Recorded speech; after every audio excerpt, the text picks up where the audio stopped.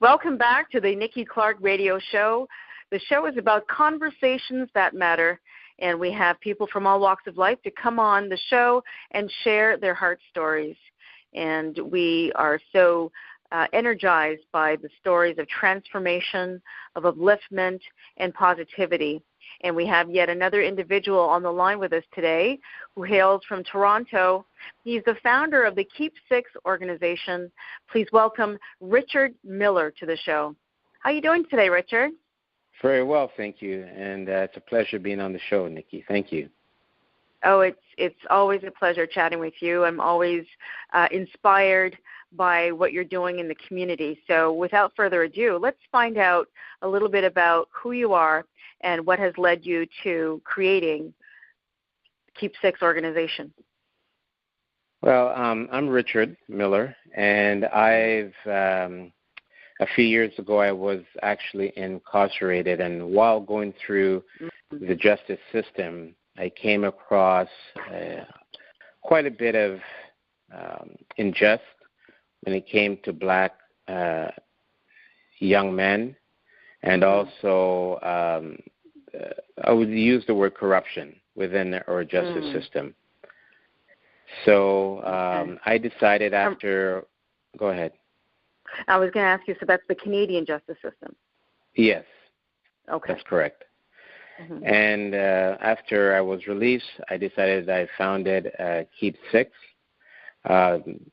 My purpose was to educate young people and families about what goes on behind the walls of our justice system. I felt that a lot of, in the community, people did not have a clear understanding of the suppression that young black males go through and the challenges that they face. Can you talk about, Richard, some of the challenges that you faced when you found yourself incarcerated? One of the things I found was just support and probably I would say trying to adjust yourself to a different way of living or just going through the system itself. Your individuals are treated with very little dignity, and that was one of my hardest challenges I faced, just trying to get through the whole process. Right. Luckily for me, I was fortunate enough to have some good support and a legal team who looked out for my best interests and supported me throughout the process. How long did you spend time? I was sentenced to a 2-year federal sentence, and I spent about 4 years, about another 3 years in pretrial custody, 2.5 years in pretrial custody. So by the time I went through the system itself, it was approximately a total of 5 years. 5 years. 5 years. Yeah. Oh, you must come out completely changed from the experience, right? Yes. I would say yes. I took time to, one of the things I had to do was I had to take time to evaluate and process what I was going through. And there's a large mental state that a normal individual wouldn't be able to maybe comprehend that young people go through, or just individuals go through in the system itself. So I took time to reevaluate things and life itself. I'm sure. And I mean, you have that time to kind of contemplate, where you've been, where you are, and where you want to go. So when you're finally, you have the support, and thank God for the support that you had, and you're on the outside 5 years later. What's going through your mind at that point where the freedom is there, you can touch it? What is the first impulse? What is the first thought that crosses your mind? The first thought that crosses my mind was the individuals or the people, the guys I left behind. what they're going through and how I could be a voice for them. That was, and then also trying to put my life back together and navigating through that. And even when you're out, you still have quite a bit to adjust to, because now you might have a parole officer that isn't supportive of you or helping you to adjust, right? A lot of times there's a lot of these people who they just push your file through. Just everybody fits in one basket more or less, right? So, did you find any point of the 5 years that you were incarcerated rehabilitative? Did you find anything that helped you to build yourself up in any way, whether it be physically or mentally or spiritually? Yes, I took time, and one of the things I found was I was able to work on my physically. I exercise a lot. I also took time, and I was able to work on my mental state. I was able to get one-on-one counseling. I was able to look at stuff within about myself and also about the environment that I'm in. And also I took time to reflect on other individuals, what they're going through, and even individuals that don't even have a release date. So I kind of was very grateful for my situation that I had a date that I was getting out, right? So I was able to also put my energy towards trying to help individuals that's in there, and also trying to give a message to young people not to get themselves in a situation to go in there.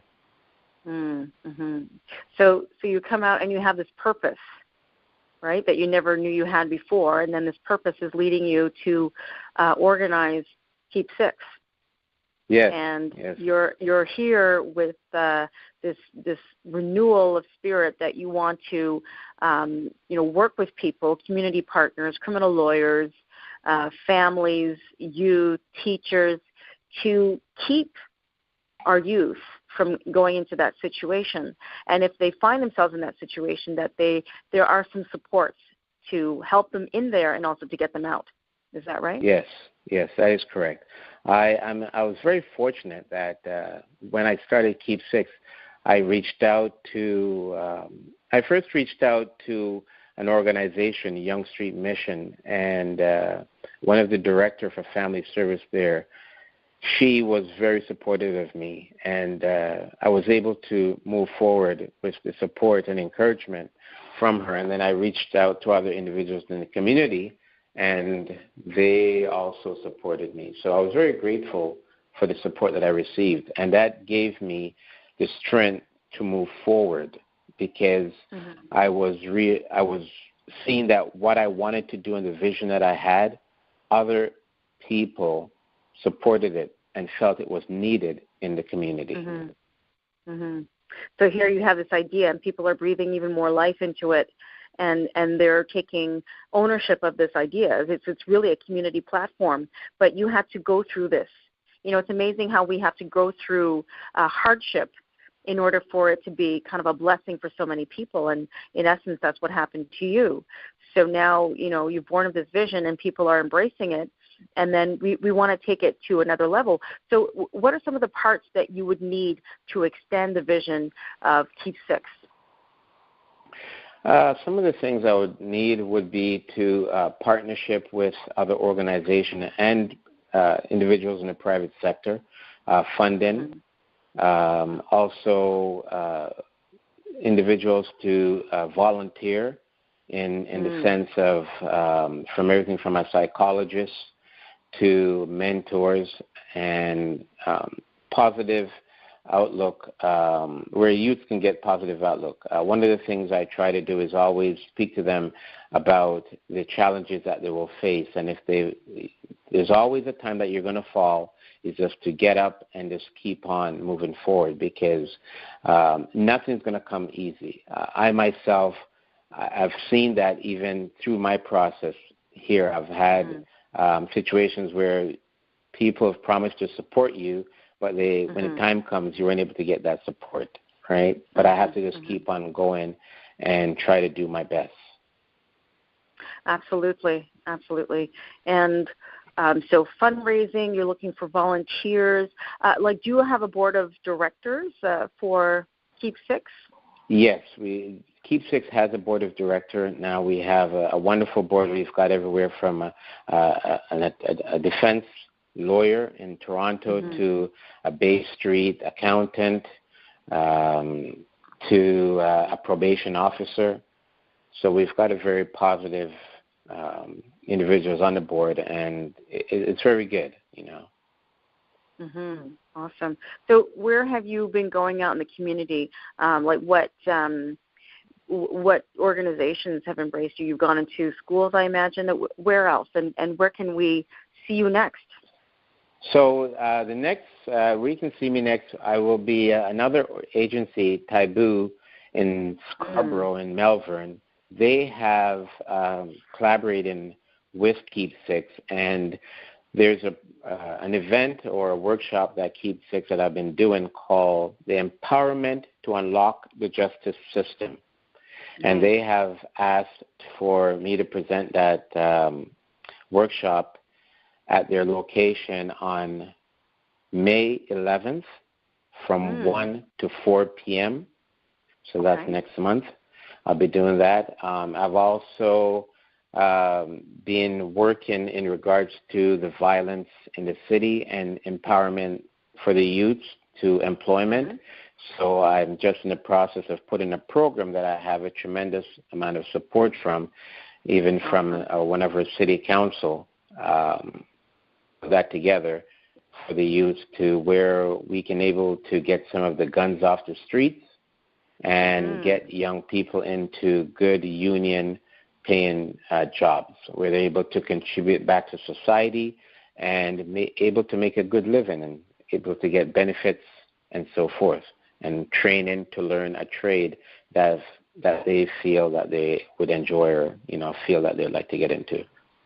Yeah, absolutely, absolutely. So redirecting them, re-energizing them, uplifting them into the path they should be. No one ever plans on spending time behind bars. No, but it's fortunate for yourself that the situation was a burden, but turned into a blessing. But that's not the case for a lot of people, right? No, not at all.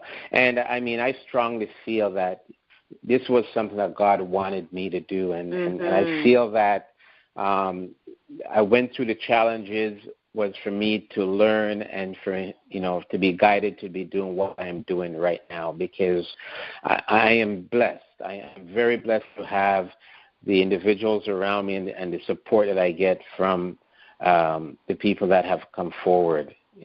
So I give thanks every day, and that's one of my motivation to keep on going forward, because I see the need, and I have a good support around me, and I'm very thankful for that. Excellent. Well, I am so admirable. I love what you're doing. I admire what you're doing, rather, and I really want you to know that, you have my full support, and definitely the work that you're doing to guide, mentor youth is very important work, and I think we need to invite more players to come out from the community to get involved and to give up some time to volunteer, and it's especially important to donate. So where can people go to maybe help you with some fundraising? What can they do? How can they support you that way?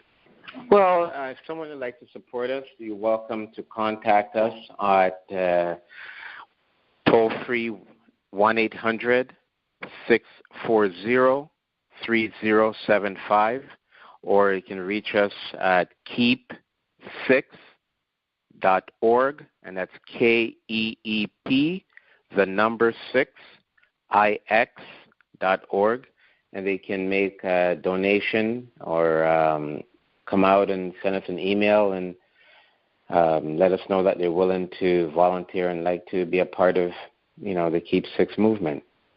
Okay, excellent. And where else can people go online to follow you on social media?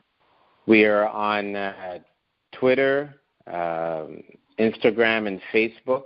And our Facebook handle is Keep6org. That's KEEP, the number 6, IXORG. And it's the same for Instagram and Twitter. Okay. Thank you for sharing that. So one last question. What would you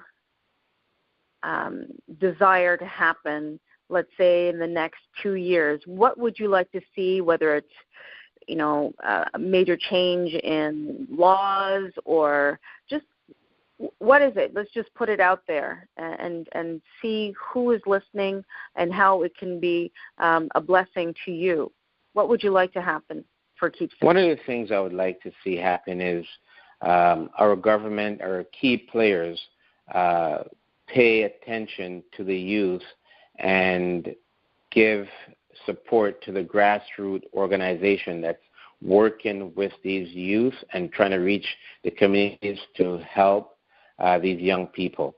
I would also like to see individuals from the community, from our own community, step up and work together and give some support. There's so many. One of the biggest problems is the same people in our community are saying that they want to support and they want to help, but when the time comes, we're not getting that support. And that would be it would be so much more positive for these young people, for everybody to be able to work together. Unfortunately, it's one of the hardest things that I've come across. Getting the support. Yes. Well, I always believe that you just keep knocking on those doors and the doors will open. It's about being persistent and just sticking to your vision. Yes, and I do believe God will make the provision. So you just keep doing what you're doing. Yes, definitely. And I mean, Nikki, from day one, you've always been one of the person that stood by me and supported Keep Six. And I mean, if we had more individuals like you who came up, we would be reach our goal of being able to reach these youth and these families out there. And I'm very grateful for all, the support you have given and so forth, right? Well, I appreciate it. And I just, like I said, it's just such a passion that I have. I don't believe anything happens by accident. So when we are put on the same alignment in terms of the journey to help youth, then it just makes it easier when you can have more than one person sharing the same values to move things further. So definitely beside you, Richard, and I know that more people will be standing beside you to help the cause for, helping troubled youth, and also to make sure the youth who are getting to that age where they need to understand where they are in life and how to do things, to learn how to master certain skills, how to be encouraged to enter into certain career paths. And they have those strong mentors to get them there. Because if I didn't have a mentor, Richard, I don't think I'd be where I am right now.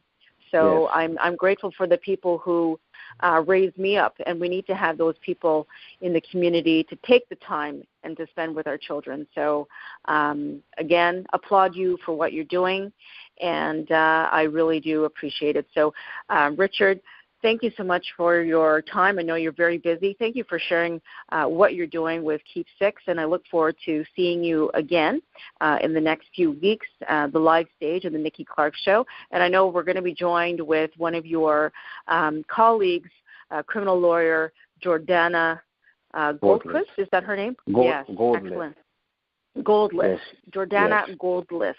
Fantastic. So we will be chatting with her and getting her perspective on the justice system in Canada and where that, what that entails for us and how we can help alleviate any situations that are not working. So, Richard, again, thank you for your time. You've been listening to the Nikki Clarke Radio Show with founder of Keep Six organization, Richard Miller. Thank you very much for your time again. Thank you. I appreciate it. You're welcome. Bye-bye now. Bye-bye.